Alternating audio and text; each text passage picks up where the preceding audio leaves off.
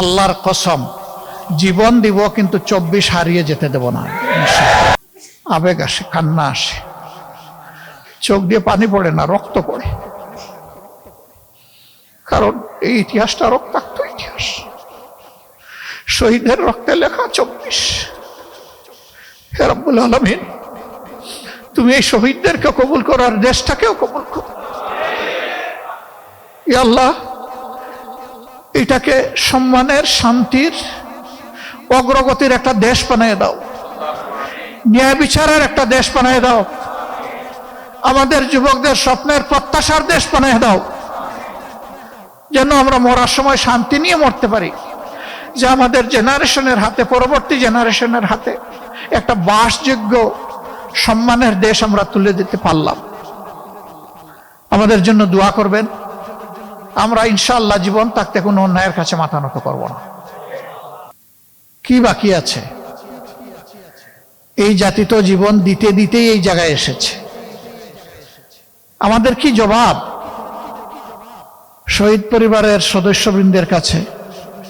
কি জবাব এখনো ভাঙ্গা পা হাত নিয়ে, বুকে মাথায় পিঠে গুলি নিয়ে যারা এখনো প্রতি রাত ঘুমাতে পারে না, কাতরায়, কষ্টে, যন্ত্রণায়, কোনো কাজ করতে পারে না, তারা যুবক যুবতী হয়ে গেছে এখন পঙ্গু, তাদের কাছে আমাদের কি জবাব?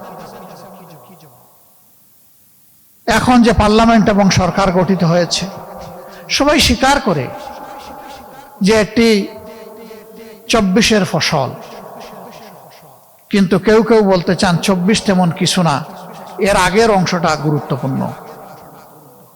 আমরা তো বলছি না আগের অংশ অগুরুত্বপূর্ণ, কারণ সেই অংশেই তো আমরা আমাদের মাতার তাজ 11 জন নেতৃবৃন্দকে হারিয়েছি, সেই অংশেই তো আমাদের শত শত সহকর্মীকে হারিয়েছি, সেই অংশেই তো আমাদের ভাই বোনের আয়নাগরের সঙ্গে হয়েছে, সেই অংশেই তো লাখো লাখো মানুষ, আমাদের সহকর্মীরা বারবার কারাগারে চলে গিয়েছে, সেই অংশেই তো আমাদের সহকর্মীরা চাকরি হারিয়েছে, সেই অংশেই তো বাড়িঘরে ঘুমাতে পারেনি।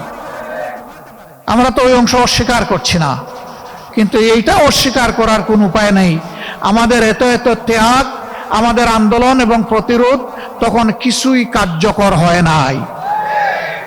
যা এসে কার্যকর রূপ পেয়েছে 24-এ, এই 24-কে স্বীকার করতে এত হীনমন্যতা কেন? এই 24 না হলে আজকে আমি এইখানে বক্তৃতা দিতে পারতাম না, এই 24 না হলে আজকে বিরোধী দল হতে পারতাম না, বিরোধী দলের নেতা হতে পারতাম না, এমপি নির্বাচিত হতে পারতাম না, পার্লামেন্টের মুখ দেখতে পারতাম না, ঠিক অনুরূপ ভাবে তারেক সাহেব প্রধানমন্ত্রী হতে পারতেন না।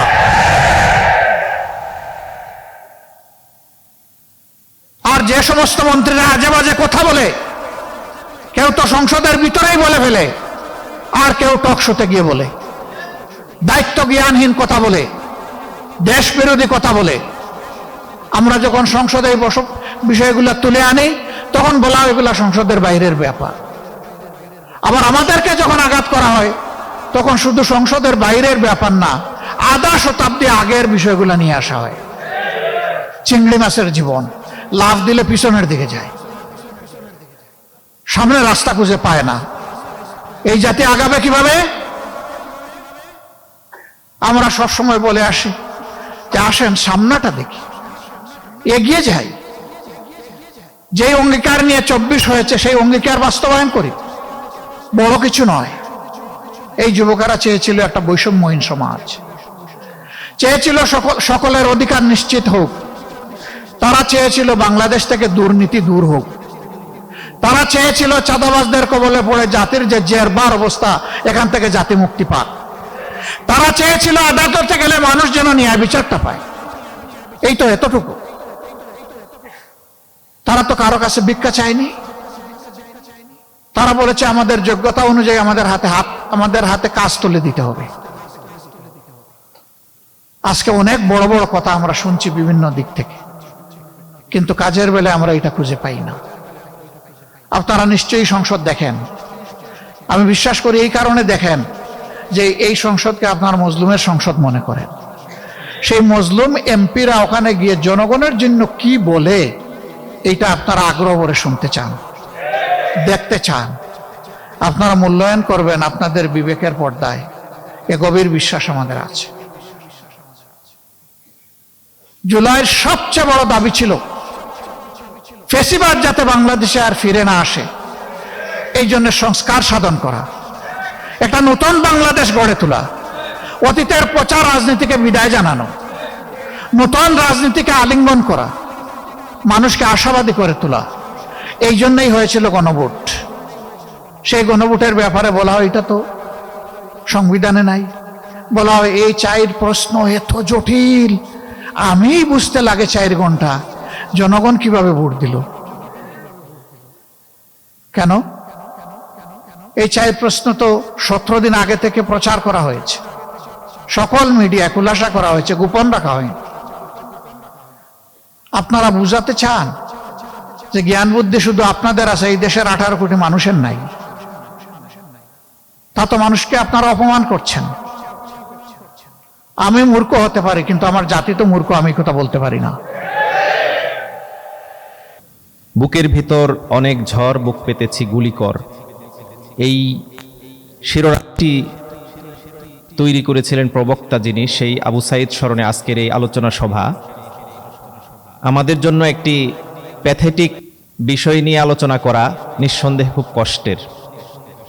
কষ্টগুলো আরও বেশি বেড়ে যায় যখন বলা হয় যে জুলাই সনদ অক্ষরে অক্ষরে বাস্তবায়ন করব, কিন্তু একের পর এক অধ্যাদেশগুলো ল্যাপস করে দেওয়া, যা ইচ্ছা তা বক্তব্য দেওয়া, 1400 শহীদ, হাজার হাজার আহত পঙ্গুত্ববরণকারীর রক্তকে যারা আলোচনায় না রেখে বলে যে পুলিশ হত্যা হয়েছে কয়জন, সেগুলো সামনে নিয়ে আসতে হবে,